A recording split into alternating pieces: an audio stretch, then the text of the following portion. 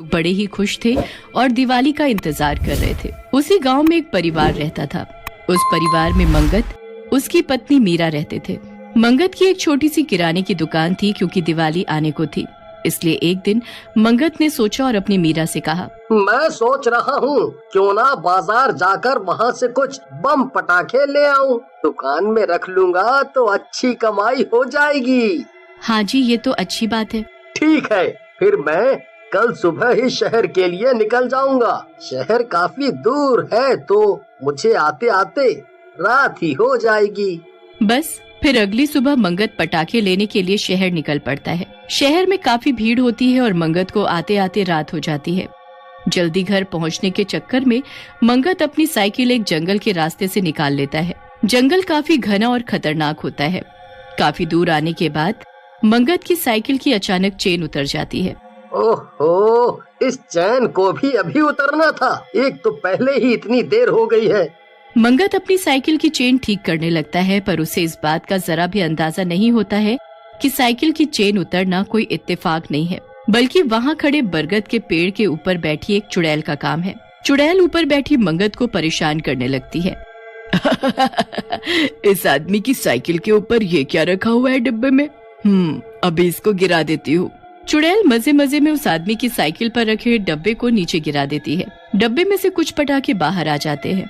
चुड़ैल उनको देखकर अचानक उदास हो जाती है। मंगत अपने पटाखे वापस डब्बे में भरकर साइकिल पर रखकर जैसे तैसे घर जाने लगता है। अब चुड़ैल भी उसके पीछे पीछे लग जाती है और उस आदमी के गांव तक पहुंच जाती है। गांव में पहुंचते ही चुड़ैल की आंखें खुशी से चौड़ी हो जाती हैं। दिवाली, वाह, सब कितना सुंदर है। अब मैं भी इन सब के साथ दिवाली मनाऊंगी। चुड़ैल उस आदमी के साथ उसके घर तक पहुंच जाती है।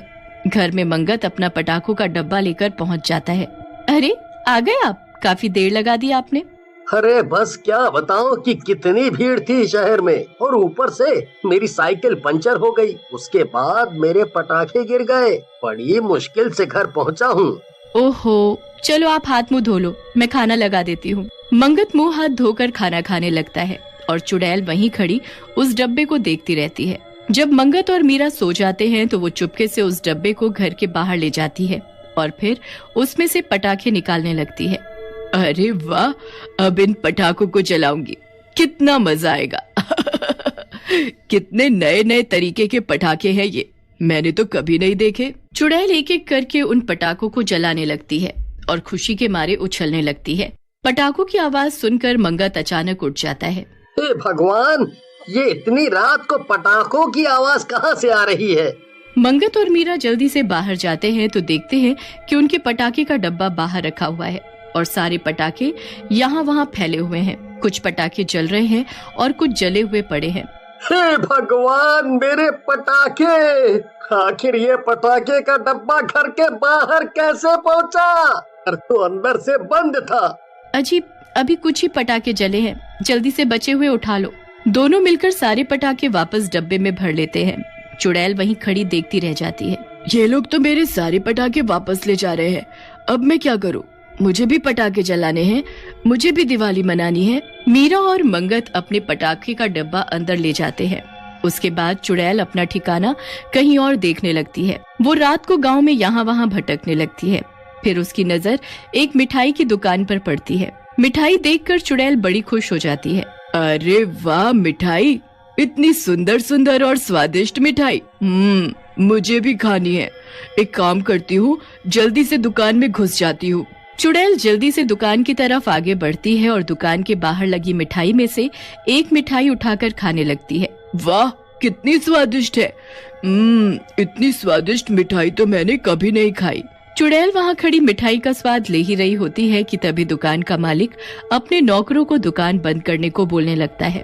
अरे भाई, इतनी रात हो गई है, जल्दी जल्दी सब मिठाई दुकान के अंदर रखो और दुकान बंद करो। इतने आलसी हो गए हो तुम लोग कि मैं तो परेशान हो गया हूँ तुमसे। अभी सब मिठाई अंदर रख रहे हैं बाबूजी, आप चिंता ना करें, बस 5 मिनट में हम सब कर देंगे। दुकानदार अपने नौकरों पर गुस्सा करता है और सब जल्दी जल्दी सारी मिठाई अंदर रख देते हैं। चुड़ैल मिठाई के 2 टुकड़े लेकर वहीं खड़ी रह जाती है।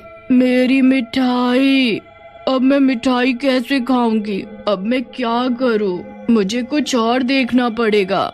वो रात ऐसे ही निकल जाती है और फिर अगले दिन चुड़ैल फिर से यहाँ वहाँ भटकने लगती है। उसे गांव में चारों तरफ दिवाली की तैयारियां होती दिखती हैं, जिसे देख वो बड़ी खुश होती है और वहीं खड़ी होकर सब बड़े ध्यान से देखने लगती है।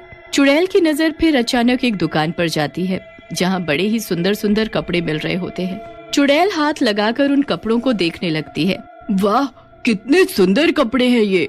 काश मेरे पास भी ऐसे कपड़े होते। मैं भी दिवाली पर सबकी तरह सुंदर सुंदर कपड़े पहनती।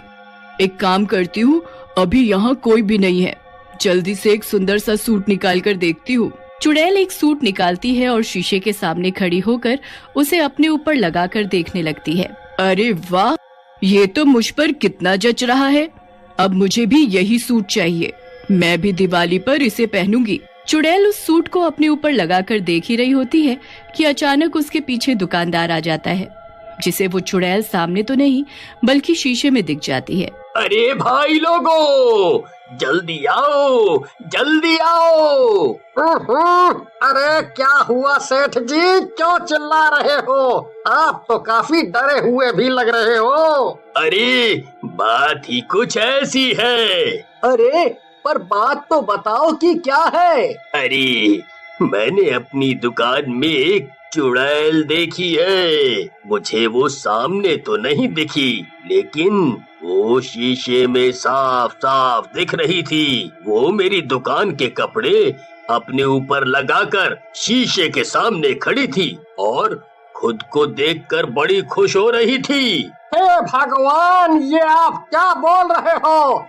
हमारे गांव में मतलब चुड़ैल घूम रही है?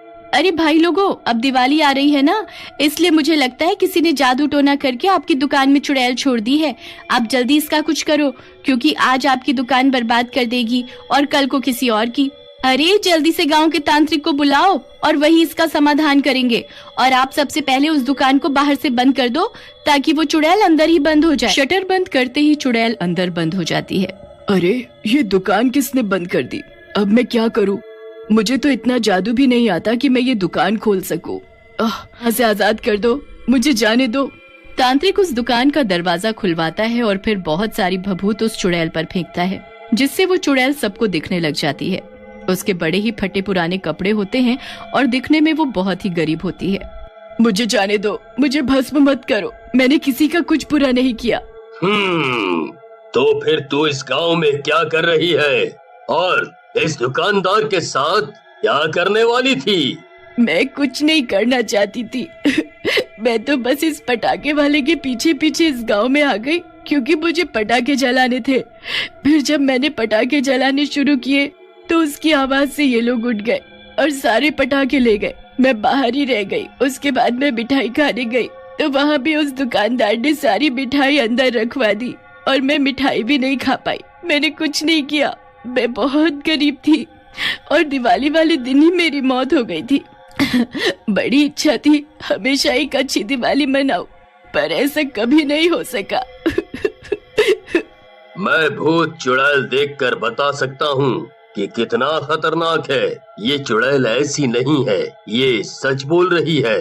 अब तुम सब गांव वालों को इसकी इच्छा पूरी करनी होगी, पर तुम भी वादा करो कि उसके बाद तुम यहाँ से चली जाओगी।